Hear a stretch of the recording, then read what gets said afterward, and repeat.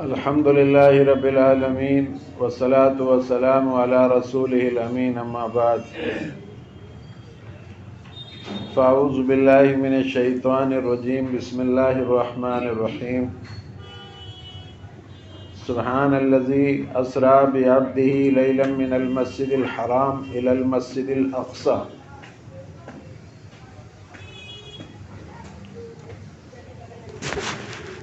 اللہ کا بڑا انعام ہے کہ اللہ رب العزت نے ہمیں انسان بنایا اور ایمان بھی عطا فرمایا اور محمد الرسول اللہ صلی اللہ علیہ وسلم کی امت میں پیدا فرمایا۔ اللہ کا ہمارے اوپر کتنا انعام ہے کہ ہمیں اپنے گھر میں آنے کی توفیق عطا فرمائی۔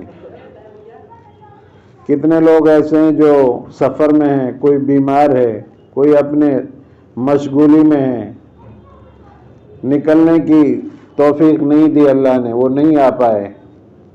اللہ نے آپ کو فرصت عطا فرمائی اور اپنا فریضہ ادا کرنے کی توفیق عطا فرمائی۔ اس پر ہمیں اللہ کا شکر ادا کرنا چاہیے۔ اللہ تعالیٰ قرآن میں فرماتا ہے، میری ذات پاک ہے جو رات کے وقت میں اپنے بندے محمد صلی اللہ علیہ وسلم کو لے کر مسجد اقصی پہنچی۔ آپ صلی اللہ علیہ وسلم اپنے گھر میں یا ام ہانی کے گھر میں حرم کے قریب آرام فرما رہے تھے اور آپ کے لیے سواری آئی آسمان سے اور آنن فانن میں نبی صلی اللہ علیہ وسلم جو ہے مسجد اقصی پہنچے اور اللہ تبارک و تعالیٰ فرما رہے ہیں، یہ جو مسجد اقصی ہے اس کے ارد گرد جو ہے میں نے برکتیں نازل فرما رکھی ہیں۔ یہ جو زمین ہے مسجد اقصی کے چاروں طرف جو قبلہ اول بھی ہے، اس کے جو چاروں اطراف میں یہ برکت والی زمین ہے۔ سب سے پہلی جو منزل تھی رسول اللہ صلی اللہ علیہ وسلم کی، وہ مسجد اقصی تھی۔ معراج کی رات میں آپ وہاں پہنچے، براق سے اترے اور آپ کی سواری کو وہاں باندھا جبرائیل امین نے، جہاں اور انبیاء علیہ السلام کی سواریاں بندھی ہوئی تھی۔ اور ایک روایت کے مطابق جبرائیل امین نے ایک پتھر کے اندر، چٹان کے اندر اپنی انگلی سے سوراخ کیا اور آپ صلی اللہ علیہ وسلم کی سواری براق کو اس میں باندھا اور پھر آپ اندر تشریف لے گئے۔ وہاں پہلے سے انبیاء علیہ السلام موجود تھے۔ جتنے انبیاء علیہ السلام کو اللہ نے دنیا میں بھیجا وہ سب وہاں پہلے سے سب بنا کر بیٹھے ہوئے تھے۔ آپ صلی اللہ علیہ وسلم وہاں پہنچے ہیں تو تھوڑی دیر بعد جبرائیل امین نے اذان دی۔ اذان ہوا کرے تو آپ اس کا احترام کیا کیجئے، بات کر رہے ہیں خاموش ہو جائیں۔ جیسے مؤذن کہہ رہا ہے اللہ اکبر کے جواب میں اللہ اکبر کہیں، اشہد ان لا الہ الا اللہ کے جواب میں اشہد ان لا الہ الا اللہ کہیں، اور اشہد ان محمد رسول اللہ کے جواب میں اشہد ان محمد رسول اللہ کہیں، اور حی علی الصلاۃ کے جواب میں لا حول کہیں، لا حول ولا قوت الا باللہ العلی العظیم، اور حی علی الفلاح میں بھی یہی الفاظ کہیں۔ اور صبح کی اذان میں الصلاۃ خیر من النوم جو پڑھا جاتا ہے اس میں یہ کہیں صدقت و بررت، یعنی مؤذن صاحب جو کہہ رہے ہیں یہ سچ کہہ رہے ہیں، سونے سے بہتر نماز ہے، یہ سچ کہہ رہے ہیں، اس کی تصدیق کریں۔ اور پھر اذان کے بعد درود شریف پڑھ کر پھر اذان کے بعد کی دعا یاد کر لیں، اس کو پڑھا کریں، تو قیامت کے روز محمد رسول اللہ صلی اللہ علیہ وسلم آپ کی شفاعت فرمائیں گے۔ بہرحال مؤذن جو بلا پیسے کے اذان دیتا ہے اس کی آواز جہاں تک جاتی ہے وہاں تک کی چیزیں اس کے حق میں قیامت کے روز گواہی دیں گی۔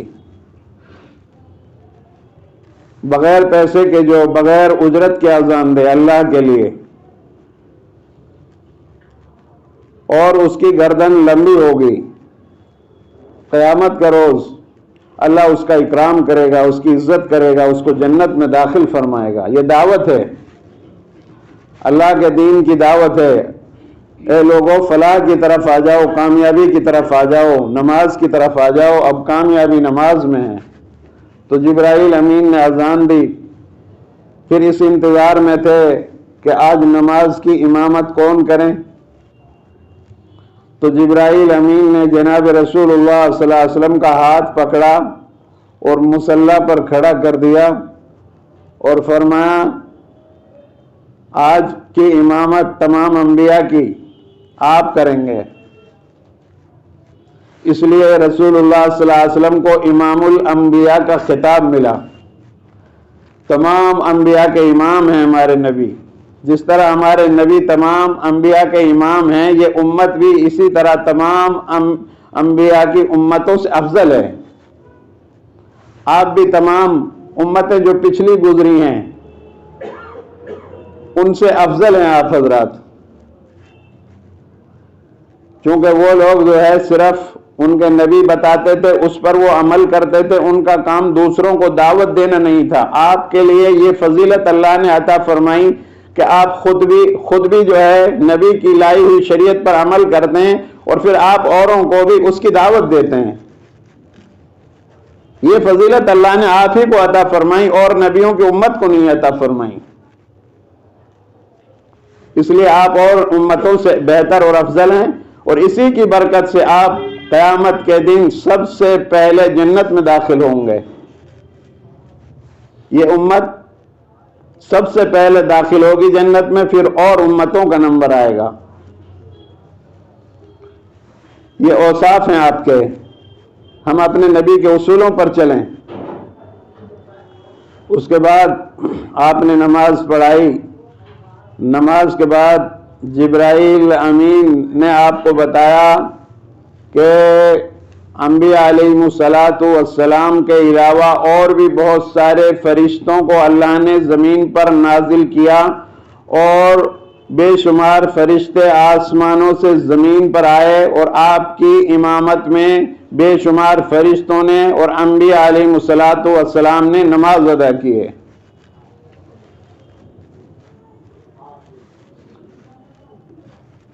تو میرے بھائیوں، اس کے بعد میں اللہ کے رسول صلی اللہ علیہ وسلم نے فرمایا کہ تمام انبیاء علیہ السلام نماز کے بعد مسجد اقصی میں بیٹھ گئے اور فرشتے بھی بیٹھے ہوئے ہیں، اور پھر ایک وہاں چھوٹا سا جلسہ منعقد ہوا اور اس کا صدر بھی رسول اللہ صلی اللہ علیہ وسلم کو منتخب کیا گیا، اور پھر سب سے پہلے حضرت آدم علیہ السلام آئے اور انہوں نے یوں فرمایا تمام تعریف اور تمام حمد اللہ کے لیے ہیں، جس نے اللہ رب العزت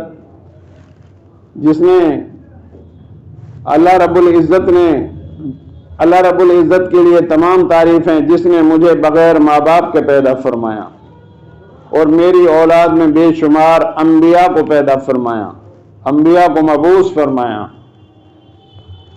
اس کے بعد حضرت ابراہیم علیہ السلام کھڑے ہوئے، ان کا نمبر آیا، انہوں نے بھی اللہ کی حمد و ثنا بیان کی اور فرمایا بے شمار تعریفیں اللہ کے لیے ہیں، جس نے مجھے خلیل بنایا، اپنا دوست بنایا، اور میرے اوپر آگ کو گلزار کیا، ٹھنڈا کیا، اور مجھے ملک عظیم عطا فرمایا۔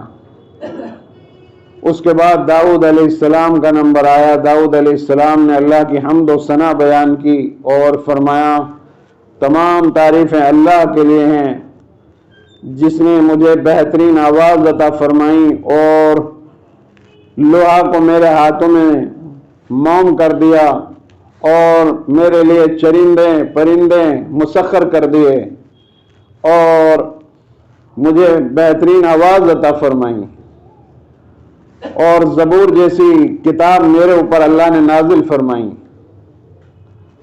اس کے بعد حضرت سلیمان علیہ السلام کا نمبر آیا، حضرت سلیمان علیہ السلام بھی کھڑے ہوئے اور حضرت سلیمان علیہ السلام نے آپ کی اللہ کی ذات کی تعریف کی اور فرمایا تمام تعریفیں اللہ رب العزت کے لیے ہیں جس نے مجھے عظیم ملک عطا فرمایا اور تخت سلیمانی عطا فرمائی اور میرے لیے جنات اور چرند پرندوں کو مسخر کر دیا، ہواؤں کو میرے تابع کر دیا اور مجھے ملک عظیم عطا فرمایا۔ اس کے بعد حضرت موسیٰ علیہ السلام کا نمبر آیا۔ موسیٰ علیہ السلام نے بھی اللہ کی تعریف بیان کی اور فرمایا تمام تعریفیں اللہ کے لیے ہیں جس نے میرے ساتھ جو ہے آمنے سامنے مجھ سے بات کی، ہم کلامی ہوئی اور بنی اسرائیل کو میری وجہ سے اللہ نے عزت عطا فرمائی اور میری امت کے اندر علماء پیدا فرمائے جو انصاف کرتے ہیں، جو انصاف کی تائید کرتے ہیں۔ اس کے بعد حضرت عیسیٰ علیہ السلام کھڑے ہوئے۔ عیسیٰ علیہ السلام نے بھی اللہ کی تعریف بیان کی اور فرمایا تمام تعریفیں اللہ رب العزت کے لیے ہیں جس نے مجھے بغیر آدم کی طرح بغیر باپ کے پیدا فرمایا اور مجھے بے شمار معجزات عطا فرمائے اور مردوں کو زندہ کرنا، کوڑیوں کو اچھا کرنا، نابینوں کو صحت مل جانا میری وجہ سے، یہ اللہ کی وجہ سے ہے۔ اس کے بعد آقائے نامدار سرور کونین حضرت محمد مصطفیٰ صلی اللہ علیہ وسلم نے تحمیدی خطبہ پڑھا اور ارشاد فرمایا تمام تعریفیں اس اللہ رب العزت کے لیے ہیں جس نے مجھے رحمت للعالمین بنایا، نذیر بنایا، بشیر بنایا اور مجھے جو ہے میرے اوپر قرآن جیسی عظیم کتاب نازل فرمائی۔ میرے بھائیوں، قرآن جو ہے بہت عظیم کتاب ہے اللہ کی۔ جتنی بھی آسمانی کتابیں تھیں سب میں تحریف ہو گئی، رد و بدل ہو گئی اور سب جو ہے منسوخ ہو گئی۔ اب ان کا قانون، ان کی شریعت نہیں چلے گی اور یہ قرآن مجید قیامت تک اپنی اصلی حالت پر باقی رہے گا۔ یہ قرآن اپنی اصلی حالت پر باقی رہے گا۔ اللہ تبارک و تعالیٰ فرماتے ہیں اِنَّا نَحْنُ نَزَّلْنَا الذِّكْرَ وَإِنَّا لَهُ لَحَافِظُونَ، میں نے قرآن کو نازل کیا ہے تو میں اس کی حفاظت خود کروں گا۔ پہلی امتوں کے اندر ان کی کتابوں کے حافظ نہیں ہوتے تھے، اس لیے وہ اپنی اصلی حالت پر باقی نہیں رہی اور وہ امتیں نماز پڑھتی تھی تو ان کی امتوں کی نماز میں قرآن نہیں پڑھا جاتا تھا، وہ کتابیں نہیں پڑھی جاتی تھی آسمانی بلکہ تسبیح پڑھی جاتی تھی۔ بہرحال قرآن مجید کے ذریعے سے اللہ کے رسول صلی اللہ علیہ وسلم نے ارشاد فرمایا کہ اسی قرآن کی وجہ سے میں بہت سارے لوگوں کو جو ہے عزت عطا فرماتا ہوں اور اسی قرآن کی وجہ سے بہت سارے لوگوں کو ذلیل بھی کر دیتا ہوں۔ تو ہم لوگ جو ہے قرآن کی قدر کریں، جہاں قرآن کی مجلس سے لگا کریں وہاں پر بیٹھا کریں اور قرآن پڑھیں، قرآن سنیں۔ آج جو ہم ذلت اور پستی کے اندر ہیں اس کی وجہ یہ ہے کہ ہم نے اللہ کی کتاب کو چھوڑ دیا اور آپس میں اختلافات پیدا کر لیے۔ یہ دو وجہ ہیں ہماری ذلت میں جانے کی۔ اور اللہ کے رسول صلی اللہ علیہ وسلم نے فرمایا تم میں بہترین وہ لوگ ہیں جو قرآن سیکھتے ہیں اور سکھاتے ہیں۔ قرآن کو پڑھنا اور پڑھانا یہ عظیم مشغلہ ہے۔ بہرحال قرآن مجید کو پڑھا کریں، قرآن پر عمل کریں، قرآن کی جہاں مجلس لگتی ہیں وہاں بیٹھا کریں۔ اللہ کے رسول صلی اللہ علیہ وسلم نے ارشاد فرمایا مجھے اللہ رب العزت نے رحمت للعالمین بنایا۔ آپ صلی اللہ علیہ وسلم عالم کے لیے رحمت ہے، عالم کے لیے۔ جہاں تک خدا کی خدائی ہے وہاں تک محمد الرسول اللہ صلی اللہ علیہ وسلم رحمت ہیں۔ محمد کی محبت دین حق میں شرط اول ہے، اسی میں ہو اگر خامی تو سب کچھ نامکمل ہے۔ جب تک آپ اللہ اور اس کے رسول کی محبت تمام چیزوں سے زیادہ اپنے دل میں پیدا نہیں کر لیں گے آپ مسلمان نہیں ہو سکتے۔ کوئی شخص اس وقت تک مسلمان نہیں ہو سکتا جب تک کہ اس کی خواہش، اس کی طبیعت اس دین کے تابع نہ ہو جائے جس کو جناب رسول اللہ صلی اللہ علیہ وسلم لے کر آئے ہیں۔ ہم اپنی خواہشات کو اس دین کے تابع کریں تبھی ہم مسلمان ہوں گے، تبھی ہم ایمان والے ہوں گے۔ اس کے بعد ابراہیم علیہ السلام کھڑے ہوئے اور ابراہیم علیہ السلام نے آپ کی تعریف فرمائی اور فرمایا انہی اوصاف کی وجہ سے اللہ تبارک و تعالیٰ نے آپ کو بلند مقام عطا فرمایا۔ ابراہیم علیہ السلام نے تائیدی الفاظ میں کہا کہ جو اوصاف ہیں، آپ نذیر ہیں، بشیر ہیں، آپ کے اوپر قرآن جیسی عظیم کتاب نازل کی گئی ہے اور آپ رحمت للعالمین ہیں، یہی وہ اوصاف ہیں جن کی وجہ سے تمام انبیاء سے اور تمام کائنات سے آپ کا مرتبہ اللہ نے بلند فرمایا۔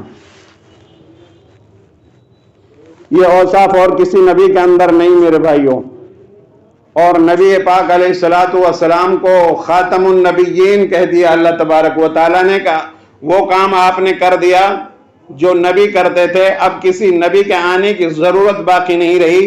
جو کام نبی کرتے تھے نبیوں سے مکمل نہیں ہوا، وہ محمد رسول اللہ صلی اللہ علیہ وسلم نے آ کر مکمل کر دیا۔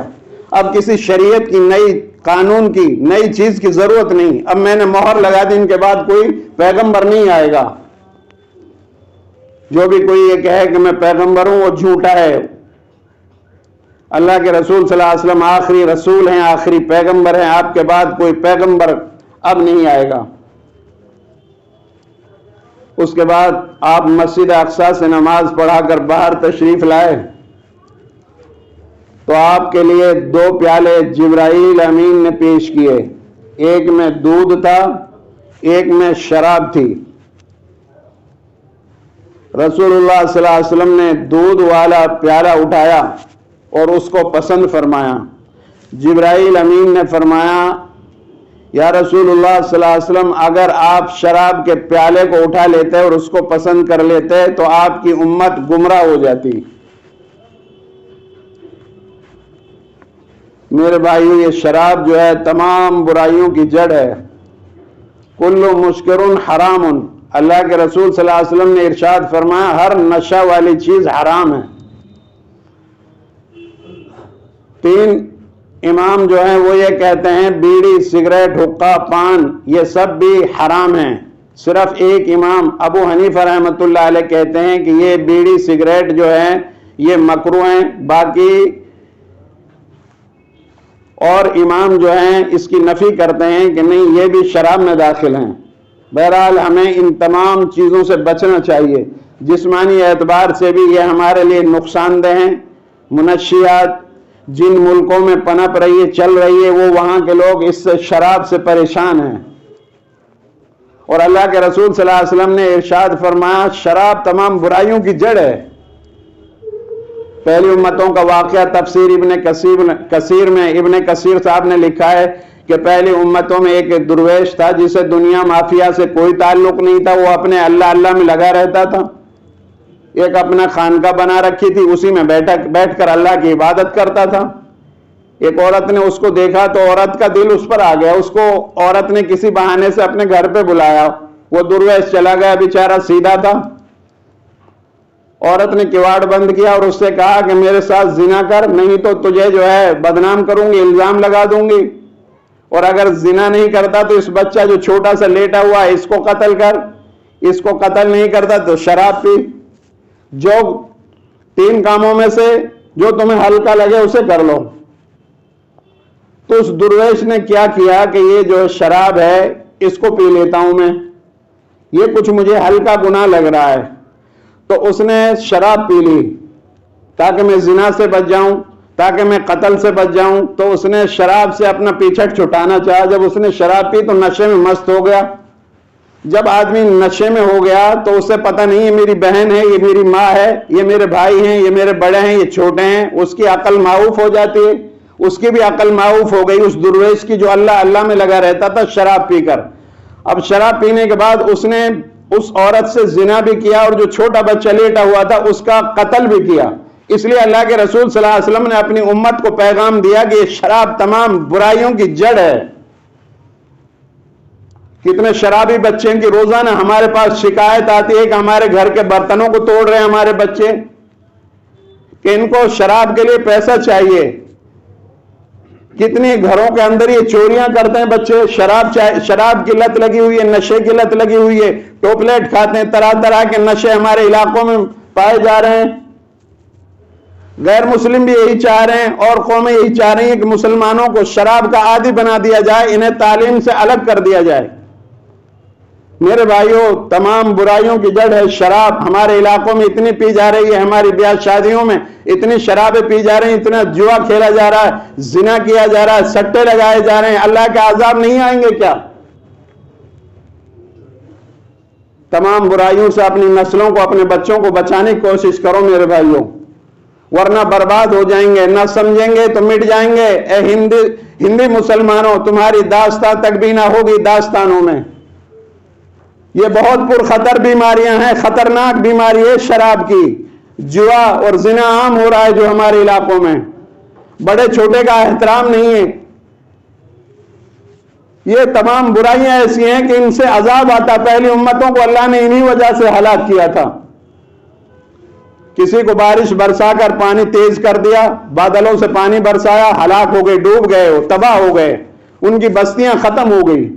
کسی کو پتھریں برسا کر کے نہیں تباہ کیا، کسی کو ہوا تیز کر دی۔ جو ہوا چلتی ہے نا، جسے آپ معمولی سمجھ، بہت طاقتور ہے اللہ کی ہے نشانی، جو اللہ کی قدرت ہے ہوا، اس کو اللہ اگر تیز کر دے تو یہ ہماری بلڈنگیں موجود نہیں رہیں گی۔ اللہ کے عذابات سے ڈرنے کی کوشش کرو میرے بھائیوں، برائیوں کا ارتکاب بند کرو، پڑوسیوں کے ساتھ اچھا سلوک کرو، جھوٹ بولنے سے بچو، غیبت کرنے سے بچو، جوا، زنا، چوری، شراب، ان تمام برائیوں سے بچنے کی کوشش کرو۔ یہ مہینے بہت مکرم اور محترم مہینہ ہے، اور آنے والا شعبان کا مہینہ بھی بڑا مکرم ہے، اور رمضان جیسا مقدس عظیم مہینہ ہمارے اوپر سایہ فگن ہونے والا ہے۔ اس کے لیے ابھی سے تیاریاں کریں۔ دعا ہے اللہ رب العالمین مجھے اور آپ سب کو عمل کرنے کی توفیق عطا فرمائیں، اور ان تمام برائیوں سے ہمیں بچنے کی توفیق عطا فرمائیں، اور ہمارے نوجوان بچے پڑھ لکھ کر اعلیٰ تعلیم حاصل کر کے ملک کی، قوم کی، سماج کی خدمت کریں، اس کے لیے تیاری کریں۔ اللہ سے دعا ہے اللہ ہم سب کو عمل کی توفیق عطا فرمائیں۔ وآخر دعوانا ان الحمدللہ رب العالمین۔